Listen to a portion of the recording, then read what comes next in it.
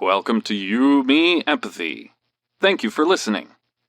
We would like to remind you that this podcast is for informational and entertainment purposes only, and is not a substitute for medical advice, diagnosis, or treatment. Known as just a silly boy with a feely heart. Please consider supporting the show. Check us out on Patreon or simply leave a review on iTunes. Here's your host and creator of the show, Known Wells. Greetings, feely humans. Welcome to You, Me, Empathy. This is episode 66. My name is Noni McShorts McGee. Hello. Today on episode 66, I talk with my friend Matt St. Clair about feeling trapped and the anxiety of new experiences. We also talk about comparing ourselves to others, finding the willpower to seek treatment for mental health, and a bunch of other things. Before we get into the episode with Matt, I did want to share a little something. So this episode with Matt, I felt like I was being a little bit pushy and maybe a little bit projecting in my conversation with Matt. I said as much to Matt during our chat, and you'll hear that toward the end. I guess my anxiety, I think, was sensing some reservation from Matt, a little bit quiet, and sort of my anxiety brain, I think, took over and wanted to project and like, I guess, wanted more from Matt or something. And I just want to be clear to you listeners and to Matt, if you're listening, that wasn't my intention. That's not fair to you because that's who you are. You are being you, Matt, and your journey of healing is your own and not mine. So if you're listening to this, Matt, I apologize if I did make you uncomfortable. I know you told me that you were fine and you weren't uncomfortable, and I appreciate that, but you're a sweetie, and I appreciate you coming on the show and opening your heart in the way that is right for you. So I do appreciate that. So that's a little disclaimer. If you've sensed some anxiety from me during this episode and some of that stuff, that's why. But please have a listen. Matt is an awesome guy, and I was really proud of him for coming on, and make sure to go check out Matt's film reviews. Matt writes about film. He's a film nerd like me, but in a much sort of more professional way, because he writes about film. He's on Twitter and Instagram at filmguy619. So go give him a follow. All those links are in the show notes. Okay. Before we get to the episode, one last time, I will say, not one last time, because I always say it, please leave reviews and ratings for You, Me, Empathy in iTunes and Google. I haven't seen any new reviews, you guys, in a while, and I'd really like to see them. That would be swell, because I'd read them on the show. Also, it helps the show. The more reviews I get, the more listeners we can reach, and that means more people are in this safe space relating to these beautiful guests, feeling less alone in their mental health. So please go leave a review and rating in iTunes or Google or wherever you listen to your podcast. Just give You, Me, Empathy a rating and review. That'd be really swell. Thank you. Okay, let's get into the show. This is episode 66. With Matt St. Clair about feeling trapped and the anxiety of new experiences.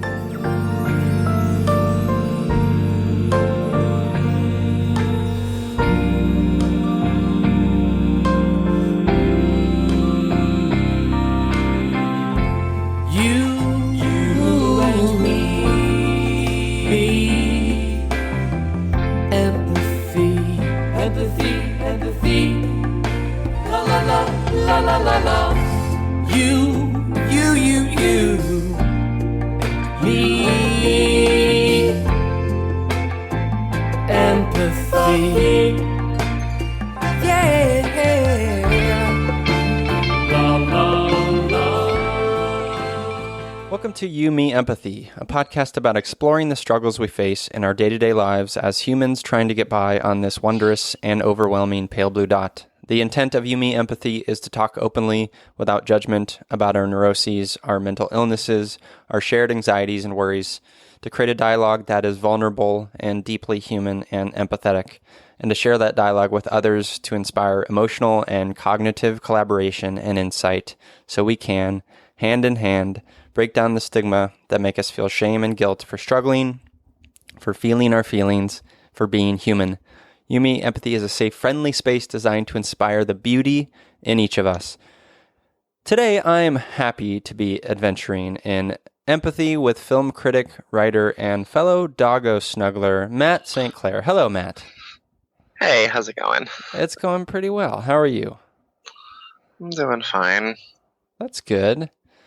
So, for the listeners, Matt and I were connected. I don't remember how we got connected, but I know we're connected on Facebook. We don't know much. I mean, I personally don't know much about you, so I'm very excited about this conversation. Personally, I hope you're excited too. Oh, of course. But Matt is this is for the listener's sake, Matt is a film writer and a film critic, and film and movies. I'm a huge film nerd myself, so he's in a nerdy space. He's in a good safe space in terms of film nerdery. So that's you should that should make you feel a little bit good. Listeners, I should say. Anyways, I am blathering on. Today I am going to talk with Matt about him and his story, but before we do that, we always start the show having a little emotional check-in. How are you doing? You might need to expand on that fine comment, Matt. Okay. For the time, as of right now, I'm doing okay. Sorry, sometimes when I guest on other person's podcast, I still get a bit stuttery. No, don't worry. I'm nervous before every recording, and I stumbled there.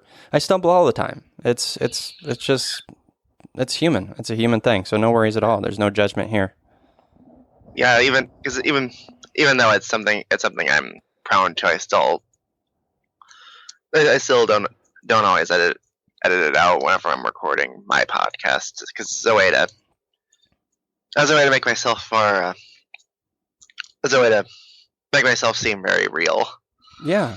No, I get that. Not hide my quirks from my listeners. Exactly. No, I think that's important. Or the listeners of me and my wonderful co-host. Sure. So what is the podcast that you do? Yeah, it's called the Film Scoop Podcast, where my wonderful co-host Daniel Bayer and I we discuss what we've been watching recently, some of the latest news stories, and biggest trailer releases, and even we even have a main topic that pertains to stuff like the Oscars or ties into the release of a big movie and whatnot. Cool. It varies. That's cool. Yeah, I gotta check it out. Well, so you're doing okay. Your day was okay. May I ask why your day was just okay or fine? It's a long story. It's all right. You don't have to get into it. Well, I'll do an emotional check-in myself. As of this recording, it's the day after Thanksgiving, and let's see. It was good. Thanksgiving was fine. We did like a Friendsgiving sort of situation. It was fun. We have really sweet neighbors and friends, and we made tacos, and I made a tortilla soup, which was delicious, and it was good. I drank too much, which I don't like the feeling of, and I felt, as someone who struggles with like body image stuff, and my previous, or I'm in recovery from anorexia. Anytime I sort of overdo it on alcohol or food or something, my body just feels off, and it's just a weird sort of uncomfortable feeling. Yeah. So that's where I'm at today. I'm sort of trying to be kind to myself, because I think in in the past, I've had a tendency to, when I do feel that, I have a tendency to maybe want to go run or something. And I think that's not always the right decision for me. So today I was just gentle with myself and kind of took it easy and slept in a little bit more, and I'm feeling okay. Oh, good. That's good. Thanks. Well, Matt, let's start off. Let's get to know what you're all about. I always ask my guests to kick off with some seminal moments that speak to maybe who you are today. It could be a moment, an experience from childhood or young adulthood, just moments that stick out to you that speak to who you are as a feely human today. Oh, good. Well, I know it's a big question. Because in my 26 years on this earth, there was one. I remember when earlier this year I covered the Tribeca Film Festival in New York City. Mm-hmm. And I was during that time my sister was going to go with me because I was still uneasy about going by myself before the festival began. But then I thought, it's going to happen anyway. I'm just going to do it. I mean, my heart just kept going. Mm-hmm. Because I was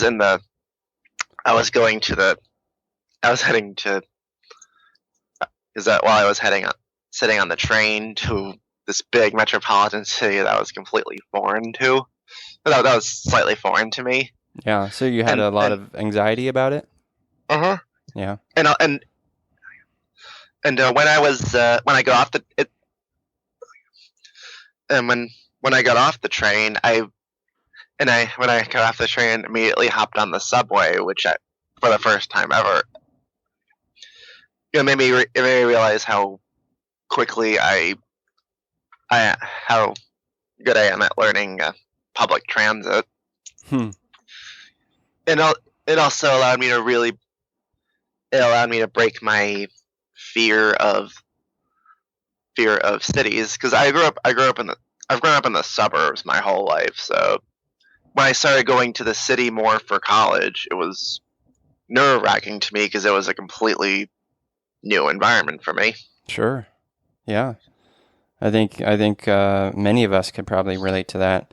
I think there's this, we get comfortable with where we are and how we're raised and the environment we're raised in, and there's a lot of value and comfort and relating in that. And then when you go to someplace new like New York City, of course New York is like the big shiny example of like a big sort of maybe dangerous, maybe scary, maybe all the glitz and glamour of it can be pretty overwhelming. So you felt that when you went to Tribeca, or you felt maybe initially some anxiety, but you felt okay that you got past some of that fear? Yeah. Oh, yeah. Because now I go to the city any chance I get. Nice. Does this experience sort of a microcosm of maybe some of your other fears in life, your anxieties? Do you struggle with anxiety? Oh, yeah. You have sometimes general anxiety, and sometimes I get anxiety over certain things that are completely new to me. Mm-hmm. Yeah. Like going to school in the city or playing lacrosse in high school. Mm-hmm. There are even times where I thought about maybe quitting lacrosse or avoiding taking my college classes on campus, but I stuck it out anyhow. What goes through your mind when you're feeling like you want to quit or you want to avoid those situations? I just feel like I can never pull. I just feel like I don't have the willpower to pull through. I mean, are you worried about how people will perceive you, or how you'll be perceived, or? Yeah, kind of. Yeah. Yeah, I relate to that a little bit. To me. What's that? That always gets to me, even though I really don't. I really try not to let people. I try not to worry about what people think of my decisions. I know but I relate to that, and I think we all can. Like, even though intellectually I can say to myself, "Hey, man, these people around you they're not noticing you. They're caught up in their own thing." Like, even though I can tell myself that, I still have self-esteem issues and worries that people, aren't going to like me. And I worry about that stuff all the time. And so you're in safe company, because I relate to that a lot. Oh, good. So what was your upbringing like? You said you grew up in the suburbs. You felt safe? You felt protected growing up? Yeah. I mean, it was. Well, I'm a child of divorce. Mm-hmm. So it didn't. It didn't really take it. It didn't really have an effect on me until I grew much older. How old were you when they divorced? I was 3. Okay. And were you like between parents? Yeah. I mean, I lived with my mom, and I would visit my dad on weekends, or a couple days a week, and it was. I mean, it wasn't. I wasn't. How can I put this, like? I mean, it was a sheltered experience, but also difficult because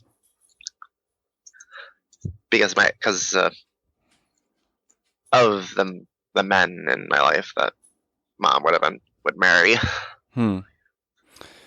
What do you mean by that? What kind of men?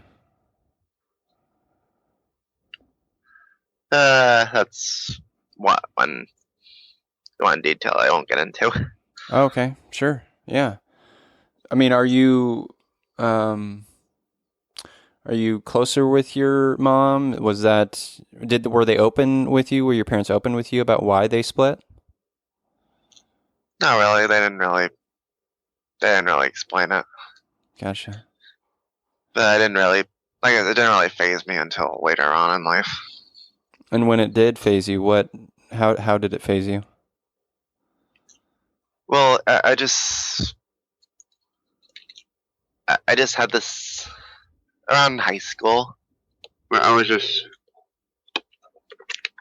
had this sense of resentment, of unwanted resentment towards anyone whose parents were still together. Interesting. It might have been before that, and I would just crave this idealistic upbringing that some of my peers had. Yeah. I mean, that's expected. You felt it was unfair that your parents were not together, and your perception of your friends was that their parents were great and they had a great relationship, and your friends were benefiting from that. Yeah. And what? Like, it's like, go ahead. Sorry. Yeah, sometimes if I feel like there's this one thing wrong in my life, or this one thing that's going wrong in my life, it's like my mind tells me your life sucks, everyone else has it better than you. Which couldn't be further from the truth. Right. But that's the thing we do is we compare, and even we compare, even we make up things, right? Like we can't know that people have it better, of course, but that maybe makes us feel a little better to imagine that. I don't know. There's a self-esteem part of that. There's some self-hatred there. I mean, I can only speak for myself, but I felt that, and I in that I feel, self-hatred. I feel pity. Why me? Why is this happening to me? Yeah, so I get that. Yeah. What how do you feel, like you said you're 26? Yeah.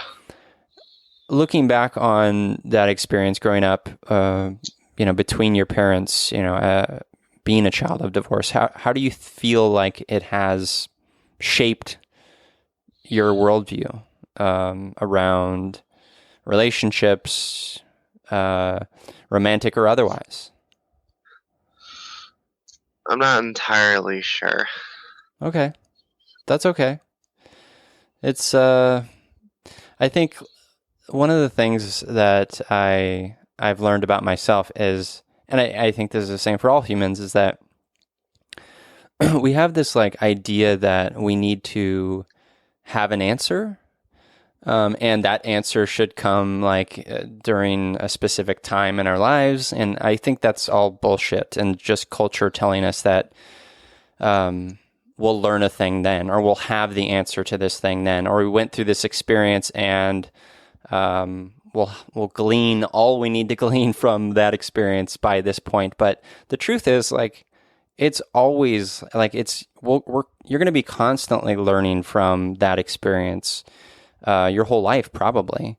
And just as I've learned and continue to learn about how I was impacted by my parents, issues and by my growing up, but it requires, and not everyone has it, but it does require, some looking inward, like some inner questioning, like asking, like, oh, how do I feel about this?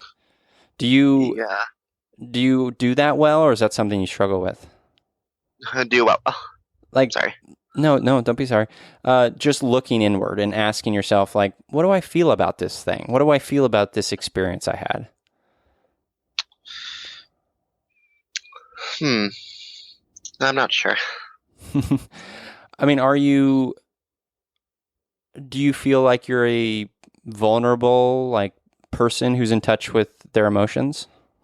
Yeah.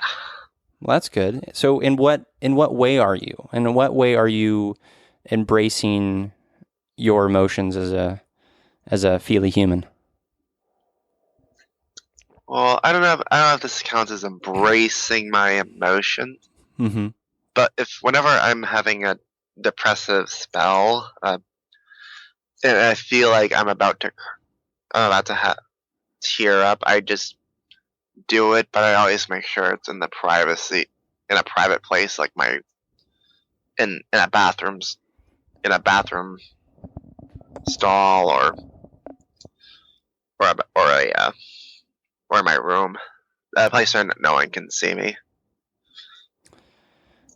Why do you think that is? Why do you think that are you protecting yourself from others? You don't want other people to see you? What do you think that's about? I just don't want. I feel like no one wants to see a grown man cry. Oh, I beg to differ. I love seeing grown men cry. No one wants to see a grown man cry. I mean, and I especially don't want to make anyone close to me think that something's terribly wrong with me. Well, there's nothing wrong with you. Crying is a rational reaction to tough situations. As someone with depression, like, I know that very well. Yeah. Do you talk about your depression with people in your life? Yeah. so the people in your life could, like, I don't know. I maybe I'm projecting here, but hearing you say that you want to, or hearing you say that no one wants to see a grown man cry, and hearing you say that you cry in bathrooms, which is, of course, you're right and your prerogative, but part of me wonders if there's some self-stigma there, about how men should be strong, or this bullshit cultural thing that men should be strong, that we shan't be in touch with our emotions, that we need to shield everyone from part of me wonders if there's something there. Well, I don't know about this. I guess. Yeah. But it also we're into it reminds me of these. Reminds me of how some of the comedians we love, that because they always like to make us laugh. We like to think they're super happy in real life, but it's when those that make us laugh the hardest tend to feel the most pain. Like Robin Williams, for example. I was shocked when I found out he was struggling with depression, because he was always so delightful and always knew how to make me laugh. Yeah, that is an interesting dichotomy. It is, but it makes sense, because I feel as I'm a deep feeler. I feel very deeply, and I'm very empathetic, and so I'm moved by the world very deeply, and sometimes that can be very beneficial to me and the people in my life, but it can also be difficult and hard, and especially when I'm in a very depressed state, or I'm struggling with my eating disorder, or I'm struggling with anxiety. Like in those moments, that's when I feel like I want to disconnect more. But for some, like Robin Williams, I'm not saying I'm Robin Williams, but he struggled, and I think, I don't know, I guess I like the idea that the deep thinkers, the deep feelers, go both ways. You have to go both ways. It's the brights and the darks, and I don't know. I just feel, I don't think we should feel shame for not hiding the dark side of stuff. We need to talk about the dark side of stuff, because that's who we are too, right? Yeah. I mean, that's who you are, Matt, is you're someone who has depression, and you have moments of darkness, but you also have moments of lightness, and that's the whole picture. Not the whole picture. That's part of who you are. Yeah, and if we're talking about moments of lightness, sometimes it's when I get writing done, because I get moments of what I tend to get moments of sometimes when it takes a while for me not. So sometimes when I'm not writing for a while, I get withdrawal, and if I haven't written in a short while and I don't get withdrawal, I just have this fear that my aspirations are slipping away from me. Yeah. No, I that makes sense to me. I mean, you have this thing in your life, film and writing, and thinking critically about film, and that's a deep joy for you, and it brings you fulfillment. And we as humans need those fulfilling experiences. Yeah. So, can I ask about when your depression came up for you in your life? When did you first recognize that it was depression? High school. And what was that like? How did it manifest? because I recognized I was getting these moments of unfulfillment because I felt empty and unfulfilled because there were certain things that I craved for that I just didn't have the willpower to pursue, like getting a driver's license, getting a job, good grades, the way things other people were able to accomplish. I just felt like I feel like because I didn't have those things and the willpower to pursue those didn't manifest, I was just so lost. And as much as I understand, my mom just kept trying to remind me how she was reminding me how ungrateful I was, but I feel like it's because she didn't really understand what my thought process was like, and even I didn't understand it either. Yeah, I mean, it's so hard to understand it, especially when we're first experiencing it.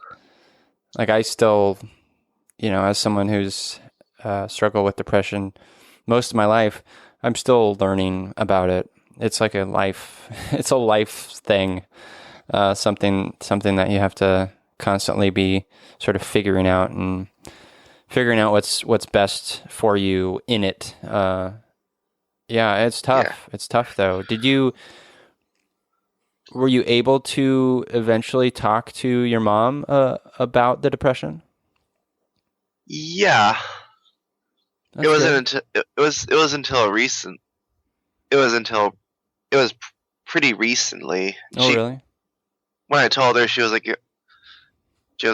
"Oh, I'm concerned, but just be sure to seek treatment." Okay. Have you been seeking treatment?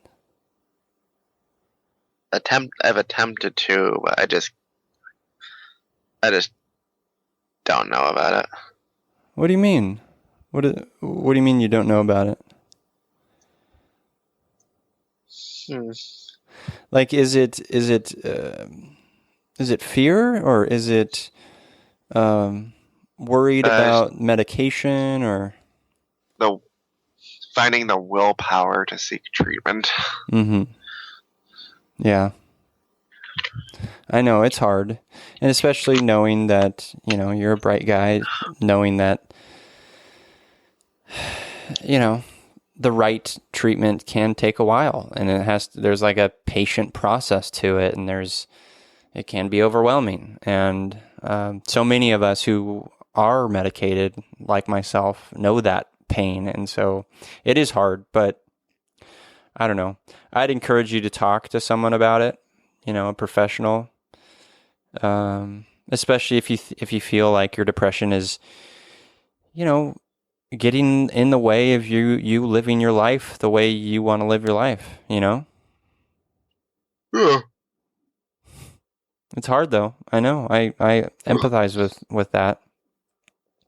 Yeah.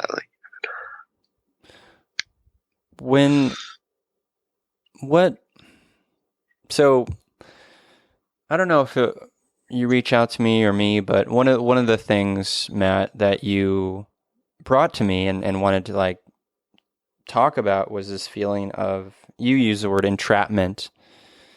Yeah. Can you explain to me what that means in the context of your maybe current struggles? Well, going back to my suburban upbringing, I feel like, well, it has been comforting growing up in suburbia. It's also felt like a prison. Mm-hmm. Because there's no it's an area of no vibrancy, and you always see this. No, and also you always see the same faces. Mm-hmm. And also in terms of it's just very vanilla, and in terms of and also because one reason it's suburbia is very vanilla is because of the demographics that make up suburbia. Mm-hmm. It's very, very full of Catholics and wasps. And are you currently in a suburban area, and that's why you're feeling sort of trapped a bit? Yeah, it just brings me back to the since as the because I'm the film buff. It brings me back to the movie The Hours Mm-hmm. with Nicole Kidman, Julianne Moore, and Meryl Streep. Have you seen that? I'd never saw it. I know it's a book. I think it's a book. But anyways, what you can spoil it. What do you mean by that? Well, there are two different storylines that tie into that depict women who feel like suburbia is an invisible prison cell. The one is Virginia Woolf, played by Nicole Kidman, and the other is Laura Brown, a housewife, a suburban housewife in the 1950s. Mm-hmm. And the Virginia Woolf storyline stood out to me because she's not only because it particularly stood out to me because she's living in the suburbs, but she craves the vibrancy of the city, and because the city because it felt like she was being deprived of something. She's felt like it feels like she's had this feeling of entrapment. And because ever since I've developed a craving for the vibrancy of big city life, I just felt like suburbia is. I just had this growing feeling that suburbia is a prison cell. Mm-hmm.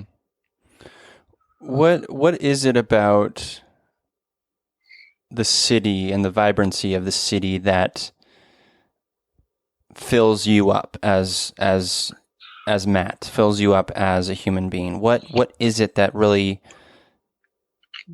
gives you that jazz, gives you that joy? Well, even if I haven't exactly experienced it firsthand, the nightlife, Mm-hmm. there's always something going on, and you're not seeing that. And I don't. Even when I go to New Haven, I don't always see the same faces. And you like the nightlife? Yeah. Gotcha. And in suburbia, and I have The Burbs, the movie, on my mind because it's something I recently saw, rewatched rather. Suburbia doesn't have that. Suburbia doesn't have the vibrancy, and therefore you're feeling like you're missing out on something, like you're not being filled up.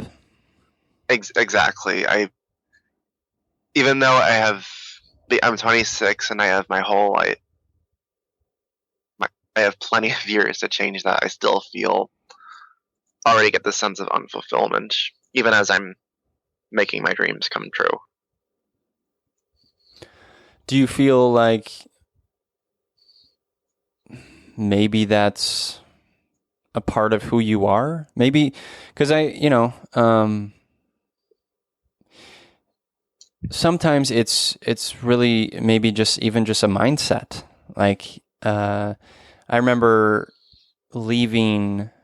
So there was a period of my life where I was mediating my parents' marriage, and it was really ugly, and it really tore me up and tore me apart. And I decided to move away from it, and I was sort of isolated where I was with my parents, and I decided I was in college, and so I went to study abroad in Swansea, Wales. Thought that was going to be good for me. And of course it wasn't. Everything got worse and I almost died. But I bring it up because it required ultimately a mindset change. It didn't matter geographically where I was. It didn't matter if my parents were together or not.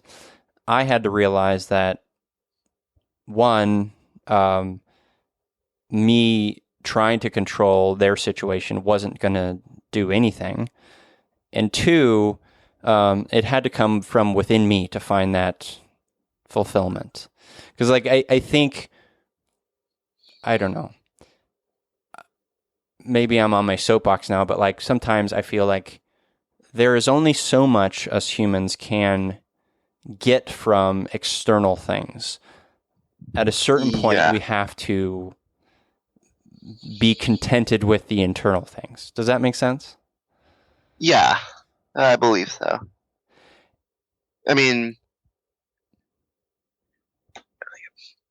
because I do have a desire to break free from the confines of my suburban life. Mm-hmm. I'm sure it'll be hard for those close to me, but I just have to think about fulfilling myself. Going back to the hours, but spoiler alert. Laura, the character in the Laura Brown storyline, no, of course Laura is played by Julianne Moore. Laura decides to leave her life behind, and in doing so leaves her son. And before she does so, she toys with killing herself.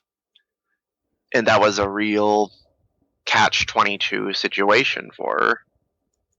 Just because either she takes her own life, leaving her son motherless, or she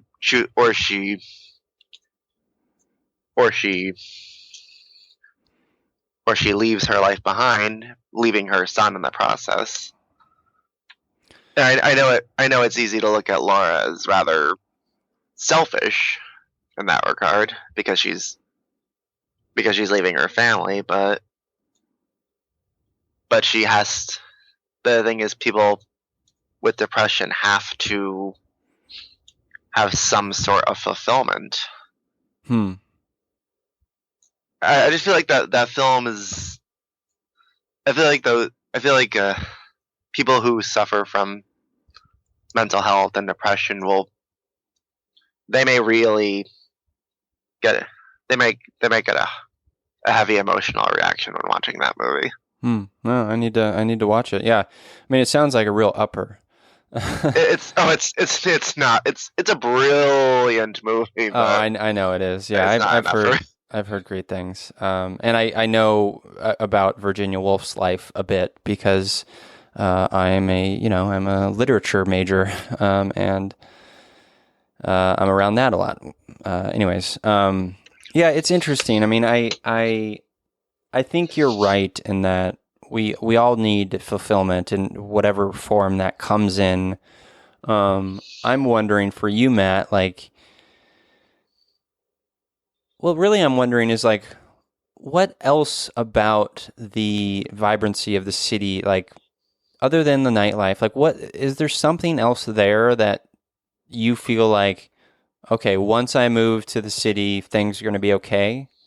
Like, what else about it? Like, I'm trying to understand if it's not just, yeah, go ahead. Well, one thing is, living in an apartment, I won't have to worry about shoveling the driveway or cutting the lawn. That's one thing. So it's laziness is why you want to move to the city. No. I'm just kidding. No, I figured. It's also a place where places like New York, Boston, or Chicago. Okay. Those are places where dreams come true. I see. Yeah. So it's a bit of a romantic thing. You're romanticizing the city, which is good, which is a good thing. Yeah. Yeah. Okay. Yeah, like young Donna said in Mamma Mia 2, the world is wide. I want to make some memories. Sure. Yeah. Well said. Okay, interesting. So how are you moving toward that goal? How are you? So you're currently in a position, geographically, where you are feeling stuck. Like how are you I moving toward a goal of, getting out of that? I haven't quite figured that out yet. Mm-hmm. I mean, I want to act on that plan somehow, but I haven't figured it out yet. But again, and it's weird because I feel like I want to hit the fast forward button on the life remote, but Yeah. yet I'm still like, I got time. Oh man, you're so young. You've got plenty of time. I mean, it's yeah, you've got a whole life ahead of you, kid. No, I mean it's I very much empathize with the feeling of wanting to hit the fast forward button on life from time to time. But the truth, Matt, is that even if it's hard to see it now, you'll look back on this time in your life at some point and say like, "Oh, I learned a lot about myself during that time." Yeah. Because we do learn the most about ourselves during the trying times. As hard as that is sometimes. Yeah, because even when I have a epiphany, I still find myself wanting to cry in a bathroom stall.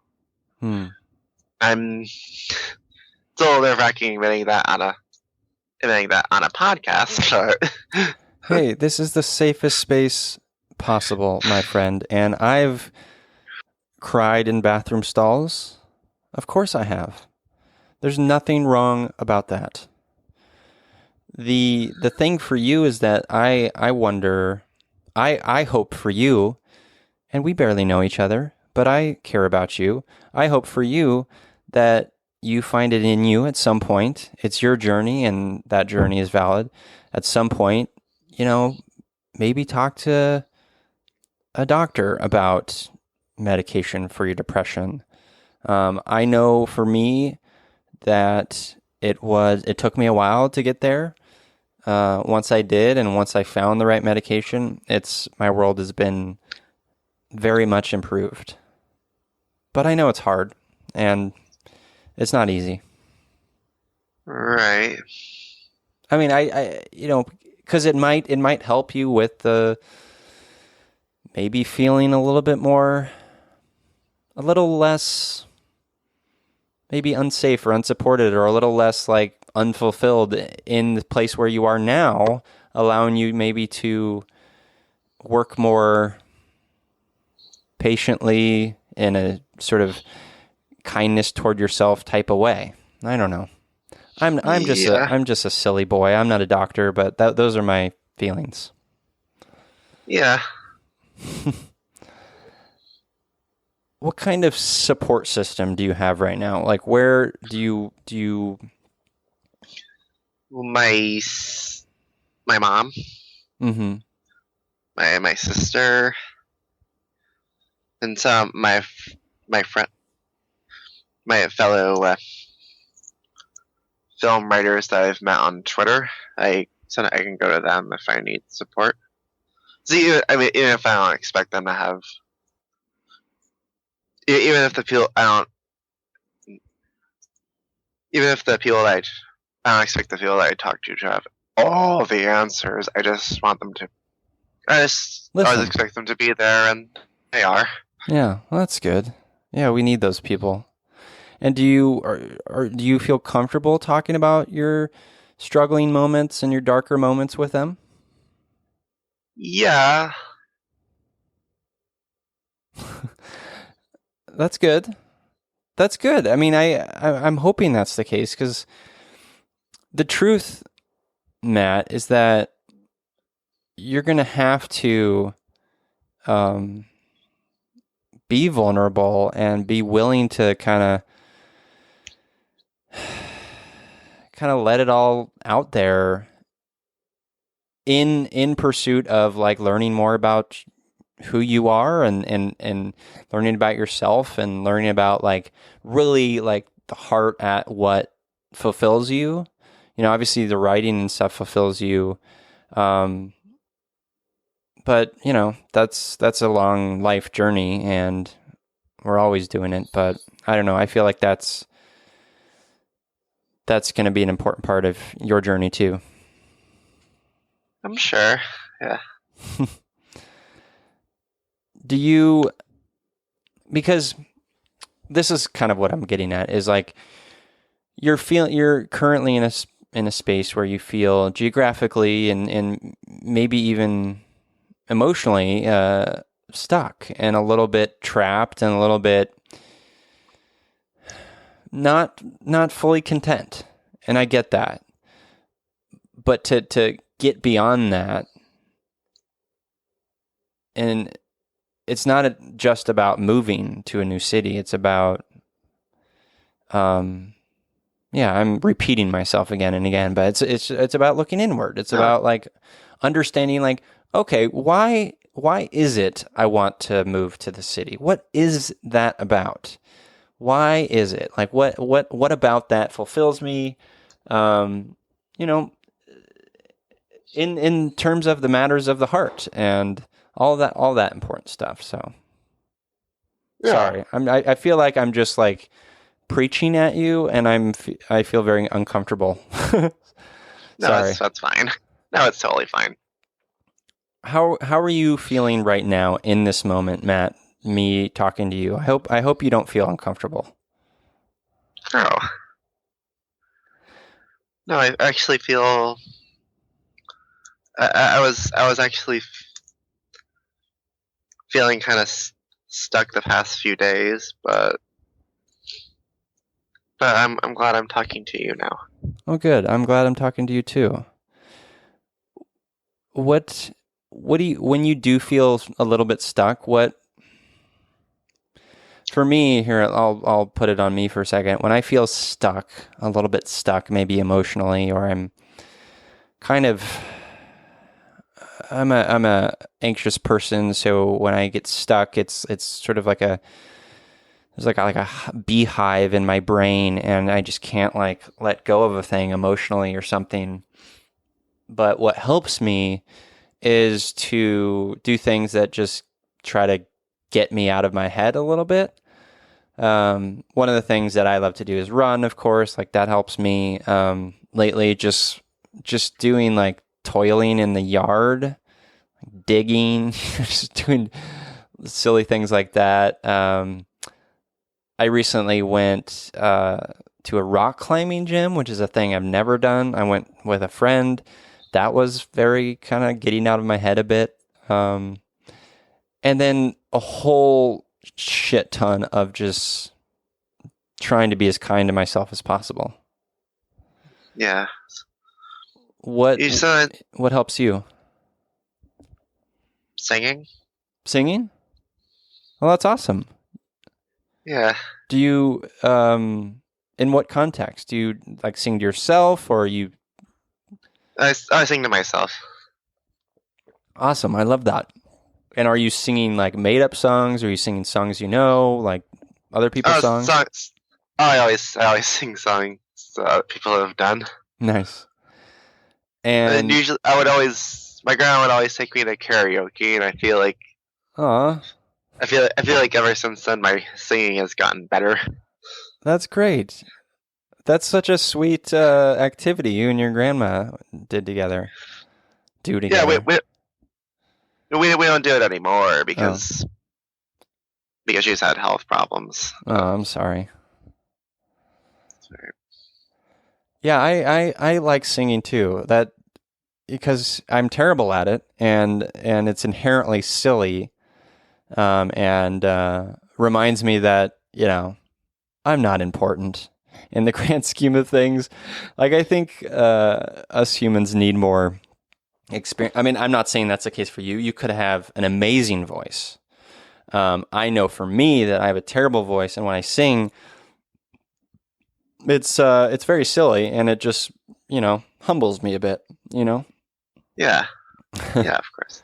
What are some of your favorite songs to sing? Like, what was the most recent song you sang? My Only Wish by Britney Spears. Okay, Oh, nice. Only because it's Christmas time, so. Yeah, I dig it. I don't know Britney Spears that well. Of course, I know who she is, but I've never gone through a Britney Spears phase. Yes, not for everybody. Oh, that's cool. Yeah, lately I've been singing a lot of. I do a lot of made-up songs. A lot of times about the four-legged creatures in our house, but I've also been singing a lot too. Do you know the band Against Me? Mm-mm.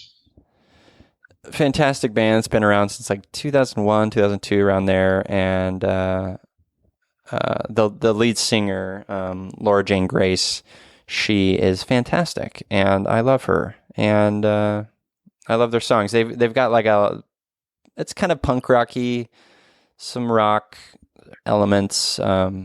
It's fun. I like it a lot. Ah, nice. Yeah. What do you feel safe where you are? And I don't mean like safe in terms of like, someone's gonna break down your door and. No, I know. I just mean emotionally or mentally. Do you feel safe? Yeah. Well, that's good. Yeah, I feel safe talking to you. That's good. That's good. I feel like the more safe spaces we can create in the world.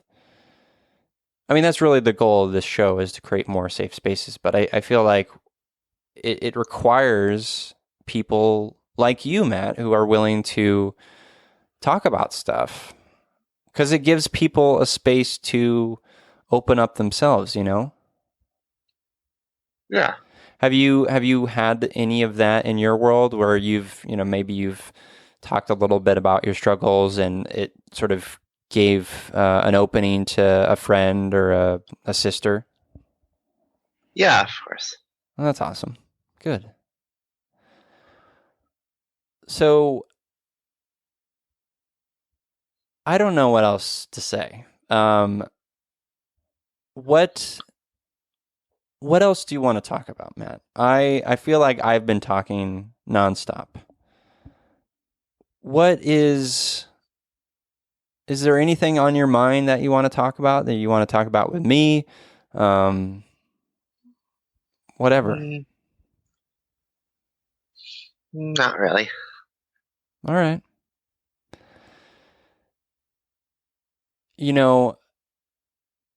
Well, let me just say this before we get into our empathy heroes. You're courageous, Matt, for coming on the show, and I really appreciate it. And I hope it maybe helps you to have more conversations like this with people, and just try to open up a bit more. I think it's beneficial for everyone. And I don't know. My heart goes out to you, the boy in you, the little kid in you who feels like he has to go cry in a bathroom. Like, I relate to that so deeply, and I don't know. My heart goes out to that a little bit, because I feel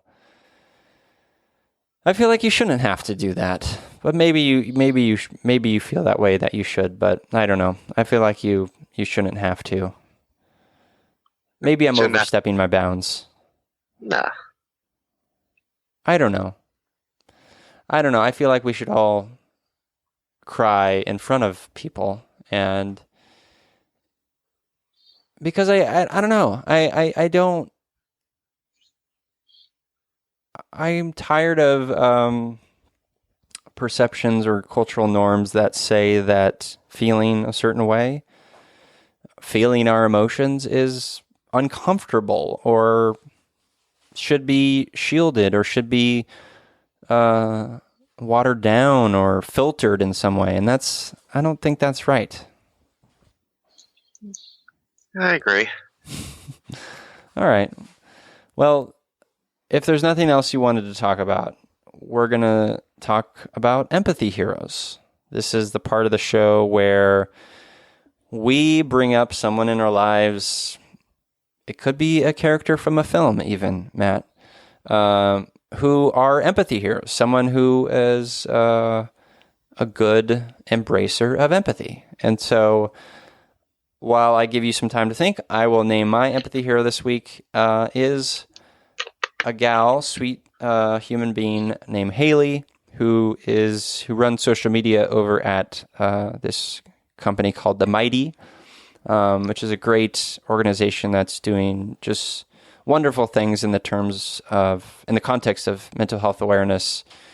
And Haley invited me to collaborate on a thing last week for It's Okay Man, and I did some Instagram stories for The Mighty, and then I wrote about it if you guys want to go read about it. But she gave me the opportunity to write and talk about what it is to be a man, and especially what it is to be a man who is open with his heart and who is in touch with his vulnerability, and as someone who has anorexia, and just sort of break down the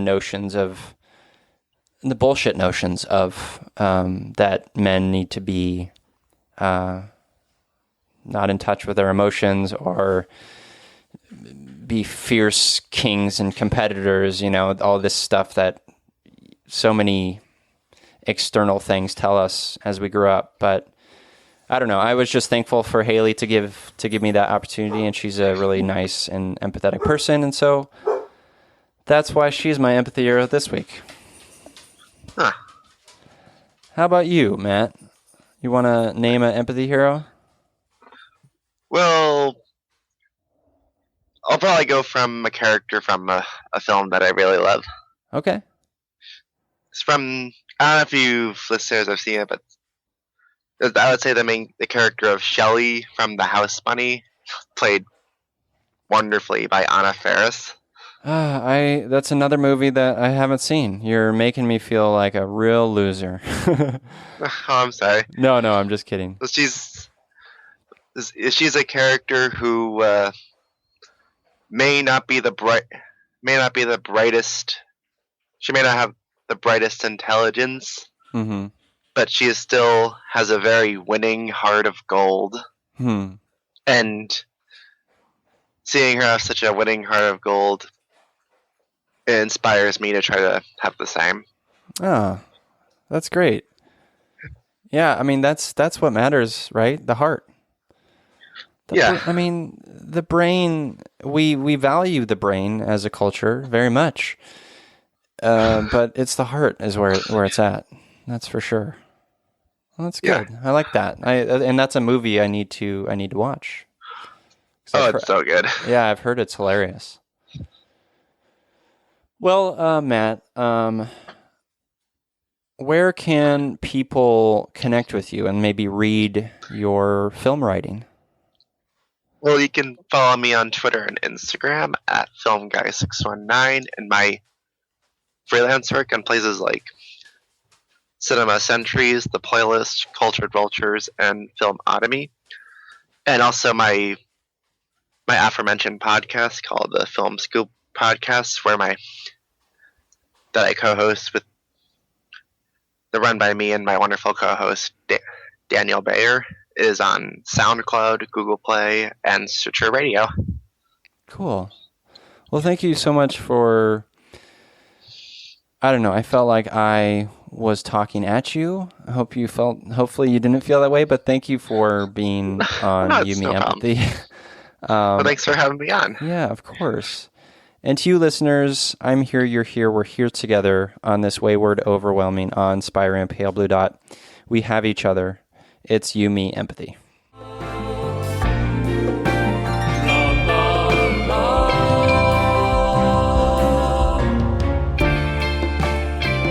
la.